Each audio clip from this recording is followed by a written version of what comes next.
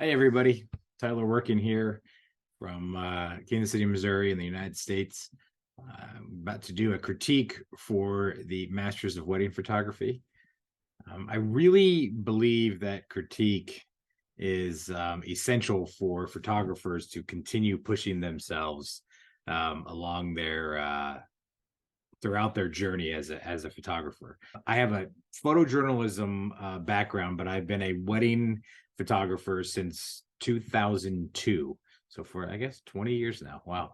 And then I've been a photography educator since about 2005, where I host workshops, do a lot of one-on-one mentoring with photographers, all through which really has helped me kind of fine tune not only what I do as a photographer, but how I teach.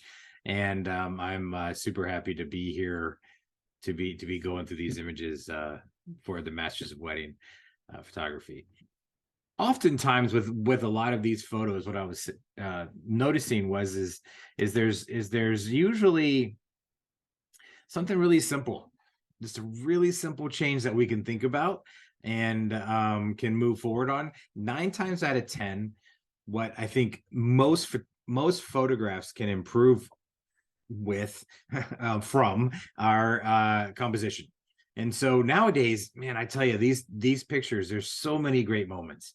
And these photographers that submitted these images certainly have no problem recognizing and capturing a moment. The part where I think most people can move forward in is their composition. A simple little move, a simple little something to think about, something to leave out, and that can really take a picture from here and move it up the ladder a bit, right? And so we're going to look at these photos.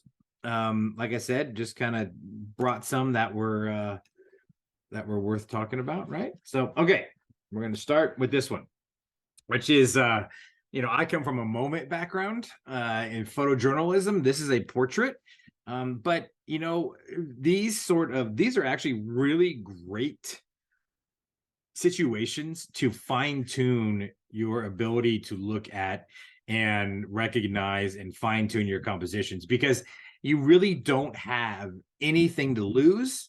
And you can start right back over because it's a portrait, right? We have all the time in the world. Technically, I know that sunset's going to go away at some point, but the biggest thing with this photo is it's got all kinds of great elements. It's got the drama with the sky, it's got the colors, it's got the couple, and it's got the skyline. When you're doing a portrait like this, placement of the couple is essential. You have to really make that perfect and fine tune and decide where you're going to place that subject. So the couple's right here. We have the skyline. We have some pretty good decisions by the photographer setting wise. I would question why we chose ISO 200, because 1/25th of a second on your shutter speed is kind of in the danger zone in terms of motion blur. Yes, it's possible, but there's no reason to sit at 1/125th and have to be at 200 ISO for this picture, in my opinion, right? And so if you just put that at 400 and bump that shutter speed up to 250th at the least, it would not affect the quality of this whatsoever. These cameras nowadays are so good. But I think the aperture of f5 is a good decision here, because you if the idea is to kind of like make the couple kind of blend in with and be the skyline, then you need the couple to kind of be the couple and the skyline to be more in focus together with your depth of field. If the aperture was too low, then the couple might be sharp and the skyline would be out of focus, which, if that's what you're looking for, that would be another option as well. But I think putting them in focus enough with the background really helps kind of make them feel like they're part of the skyline. So we got everything there. We just need to kind of fine tune where we've placed the couple. So the good news is the photographer placed the female really well in terms of not intersecting, not merging with that building. The problem is when you start, if you take this line and project it vertically, and you take this line and project it vertically, we really need the couple to be in the middle of those two buildings symmetrically, right? Because this is all about symmetry. We got all these buildings, we've got the couple are symmetrical with their profiles, and all we need to do is just either move the couple, right?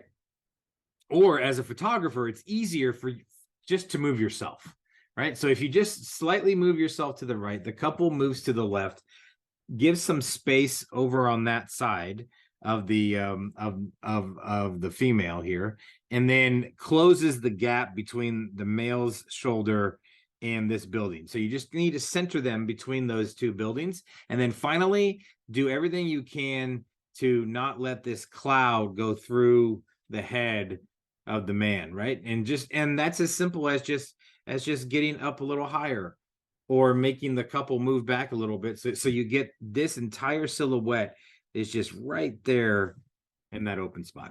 Pretty simple, and not super hard to do, but you just got to know what you're looking for when you're doing that, right? Okay, great moment. I think it's like, I love moments like this at weddings where you're not, it's the moments between the moments, right? It's not just the couple getting married, or just your expected wedding moments. It's just funny. It's funny, and it was really, really good seeing and catching this moment by the photographer. But what we're going to do here is we're just going to take this funny moment, and we're gonna notch it up a little bit with our composition. Because what happens is when you're looking for moments, when you're reacting to moments, you oftentimes can't get the composition where you want it, because you see something that happens and you just kind of quickly shoot it, which I bet this happened in that regard, because I can't imagine that the photographer anticipated that this moment was going to happen. I certainly wouldn't have. But for the sake of a critique, we're gonna talk about what can be better, right? And so what we're gonna do is we're gonna hope that we can simply see this, get it in focus, and then quickly just recompose, so we can throw. What needs to happen here is the composition needs to be more like this, right? And when you do that, and you throw, which I think this is the bride, when you throw the bride up into the corner, upper right corner of the frame, now all these men over here will be graphic elements leading up to that moment, right? And so it just, even this crop is going to help tremendously by putting the moment, the most important information at the thirds. So if you're familiar with the rule of thirds, you just imagine that the frame is divided up into thirds. You really want the most important elements to be at those intersections of where the thirds are. So if you do a simple crop, then her moment, her eyes become darn near right at the intersection of the third, puts her in that right spot, gets rid of all the stuff up here that we don't need, and really brings us into the moment more, with some kind of leading line design going up to her. Now, you can't crop this later, so you really need to be doing it in camera, because you can't add the people to it later. But if you did this in camera and drop the camera down and then turn the camera to the right, to the left, then you could have brought in more graphic elements to play with. But great moment regardless, right? This is a Nikon D5, which is a really, really great camera. Even if it's older, it still has enough ISO capabilities that you don't have to be at only 1,000. I would at least want this to be at 1,600, if not 3,200, because again, 80th of a second, we're in the danger zone of having motion blur. And so I would rather lose a picture. I'm sorry, have a picture that has noise, ISO noise, versus losing a picture to motion blur, right? So I'm always trying to keep my ISO as high as it possibly can for the given situation. So I think 3200 would help a lot there, raise that aperture up. But regardless, this photographer did a good job with shooting at 2.8, which is a perfect choice. The only thing that I would think about with this photo is just, again, just a simple crop. So what I'm going to talk a lot about here when on this critique, because I saw this kind of consistently throughout, is composition, right? Composition is all about knowing what to leave out, right? So we just don't need this older lady over here. She's pulling our attention away from what we really want to see. And it's this beautiful, beautiful moment between, I'm assuming, son and grandfather. See how that pulls you right back in, right? So keep that in mind. Keep out what you don't want, right? So this photo here, I've seen this before in some contests, and I wanted to talk about it because I think for two reasons. One, I think celebrating the photographer and the way they saw this. I still don't 100% know what's going on here in terms of where the photographer's at, but it looks like the photographer is up shooting down and got super lucky that there happened to be no fabric on the ceiling of this one area. So compositionally, I think it is spot on, right? We've got a nice right down the middle, composition symmetrical, right? We've got everything is really where it needs to be. The only thing I think that this picture is lacking is a moment, right? So when I talk about light moment composition, I say to people, listen, you need all three to have to have a really great picture. You want all three elements. That doesn't always happen, right? So then I say you at least got to have 2 out of the 3. If you don't have 2 out of the 3, then you better if you only have one thing, it better be amazing. And I think in this situation, this is where this proves that point, right? Because we don't have a good light, right? So that's not carrying the weight of the picture. We don't have a great moment. It's okay, but really the only moment we have here is some guy on his cell phone and this woman with her hand, but it's really not a moment enough that's going to carry the weight of the photo. If it was just that, you wouldn't care about the photo. So this photo is being carried by its composition, which is great, which is awesome, because that's one big step to having a great photo, of course. So now it just takes being patient and just waiting for something to happen. And I just think it needs a little bit more moment in there. If the couple's face was right here and it's like their first dance and she's just laughing, boom, it would be really fantastic. Still a great photo, and I think it's worth celebrating, but a difference between a good photograph and a great photograph is about that much, right? All right.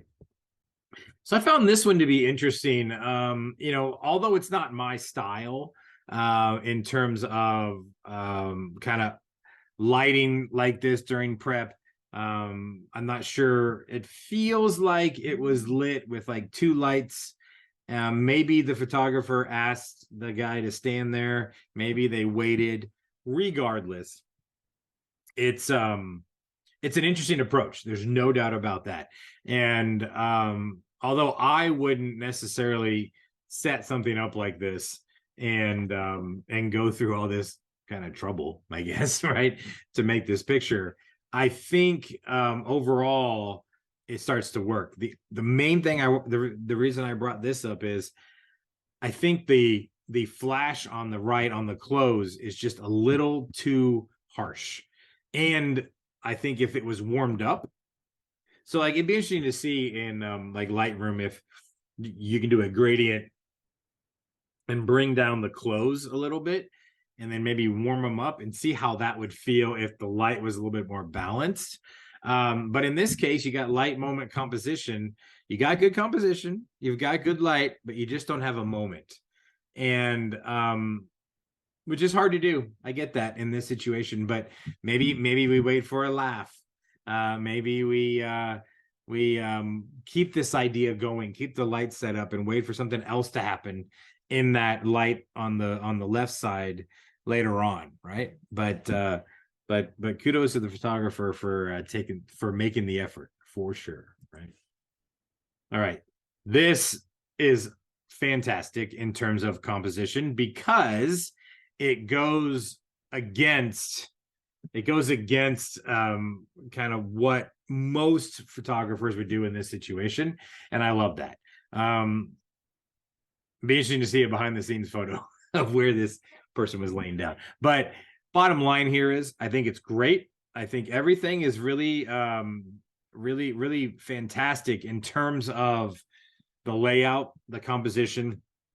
The only thing, first of all, the photographer got very lucky because the people looked down.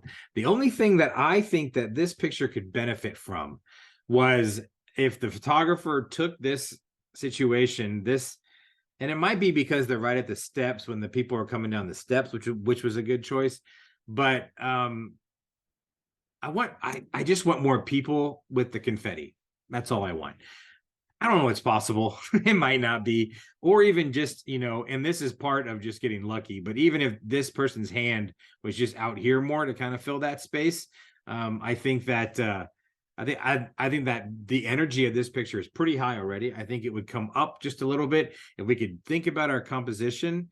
And I know there's trees over here, so maybe instead of being dead on squared up to the church, maybe we can do this same angle, but we're more over to the groom side and have that same up angle, but then we have all these people coming in with hands and stuff, kind of, so the composition's not quite like this, but it's more like the couples over here and the people over here. That could, that might be something to think about for sure.